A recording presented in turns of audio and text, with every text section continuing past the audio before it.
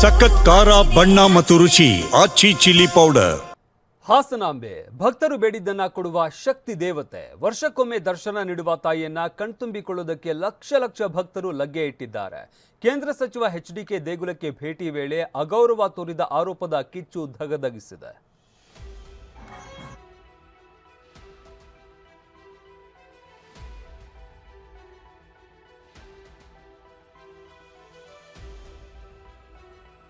ಭಕ್ತ ಪ್ರವಾಹವೇ ಹರಿದು ಬರ್ತಾ ಇದೆ. ಗಣ್ಯಾತಿ ಗಣ್ಯರು ದರ್ಶನ ಪಡಿತಾ ಇದ್ದಾರೆ. ಶಕ್ತಿ ದೇವತೆ ಹಾಸನಾಂಬೆ ಸನ್ನಿಧಿಯಲ್ಲಿ ಭಕ್ತ ಸಾಗರ ನಿಯಂತ್ರಣ ಸವಾಲಾಗಿದೆ. ಖುದ್ದು ಜಿಲ್ಲಾ ಎಸ್ಪಿನೇ ಕಾಲ್ತುಳಿತದ ಎಚ್ಚರಿಕೆ ಕೊಟ್ಟ ಹಿನ್ನೆಲೆ ಹೊರ ಜಿಲ್ಲೆಗಳಿಂದ ವಿಶೇಷ ಬಸ್ ವ್ಯವಸ್ಥೆ ರದ್ದು ಮಾಡಲಾಗಿದೆ. ಇದೆಲ್ಲದರ ನಡುವೆ ಶಿಷ್ಟಾಚಾರ ಜಟಾಪಟಿ ನಡೆದಿದೆ.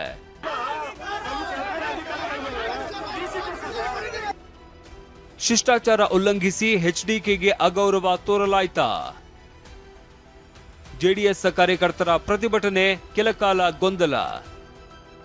ಕೇಂದ್ರ ಸಚಿವ ಕುಮಾರಸ್ವಾಮಿ ಹಾಸನಾಂಬೆ ದರ್ಶನಕ್ಕೆ ಬಂದಾಗ ಜಿಲ್ಲಾಡಳಿತ ಅಗೌರವ ತೋರಿದೆ, ಶಿಷ್ಟಾಚಾರ ಉಲ್ಲಂಘನೆಯಾಗಿದೆ ಅಂತ ಆರೋಪಿಸಿ ನಿನ್ನೆ ಮಧ್ಯಾಹ್ನ ಜೆಡಿಎಸ್ ಶಾಸಕ ಎ ಮಂಜು, ಸ್ವರೂಪ ಪ್ರಕಾಶ್ ನೇತೃತ್ವದಲ್ಲಿ ಪ್ರತಿಭಟನೆ ನಡೆಸಲಾಯಿತು. ಇದರಿಂದ ಹಾಸನಾಂಬೆ ದರ್ಶನಕ್ಕೆ ಕೆಲಕಾಲ ತೊಂದರೆ ಉಂಟಾಯಿತು.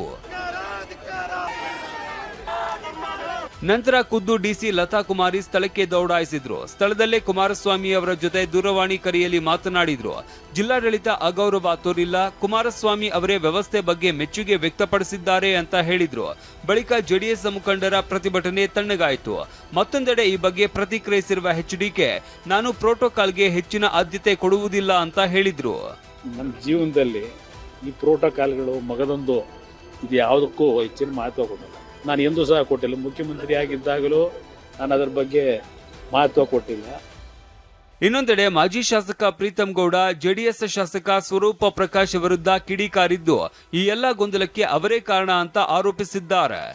ನನಗೆ ಬೇಜಾರಾಗ್ತಿದೆ ಶಾಸಕರ ಬಗ್ಗೆ. ಇವತ್ತು ಡಿಸಿ ಇರ್ತಾರೆ, ನಾಳೆ ಹೋಗ್ತಾರೆ. ಆದ್ರೆ ಇವ್ರು 5 ವರ್ಷ ಶಾಸಕರಲ್ವಾ, ಇವ್ರ ಜವಾಬ್ದಾರಿ ಇರುತ್ತೆ. ಹಾಸನಾಂಬೆ ದರ್ಶನ ಪಡೆದ ಶಿವಣ್ಣ, ರಿಷಬ್ ಶೆಟ್ಟಿ. ನಟ ಶಿವರಾಜ್ ಕುಮಾರ್ ಮತ್ತು ರಿಷಬ್ ಶೆಟ್ಟಿ ದಂಪತಿ ನಿನ್ನೆ ಹಾಸನಾಂಬೆ ದರ್ಶನ ಪಡೆದಿದ್ದಾರೆ. ಒಟ್ಟಾರೆ ಈ ಬಾರಿ 10 ದಿನದಲ್ಲಿ 19 ಲಕ್ಷಕ್ಕೂ ಹೆಚ್ಚು ಭಕ್ತರು ದರ್ಶನ ಪಡೆದಿದ್ದು ದೊಡ್ಡ ದಾಖಲೆಯಾಗಿದೆ. ಹಾಸನಾಂಬೆ ದರ್ಶನಕ್ಕೆ 2 ದಿನ ಮಾತ್ರ ಭಕ್ತರಿಗೆ ಅವಕಾಶ ಇರಲಿದೆ. ಕೊನೆ ದಿನ ಸಾರ್ವಜನಿಕರಿಗೆ ದರ್ಶನ ಇರೋದಿಲ್ಲ. ಮಂಜು, ಟಿವಿ9 ಹಾಸನ.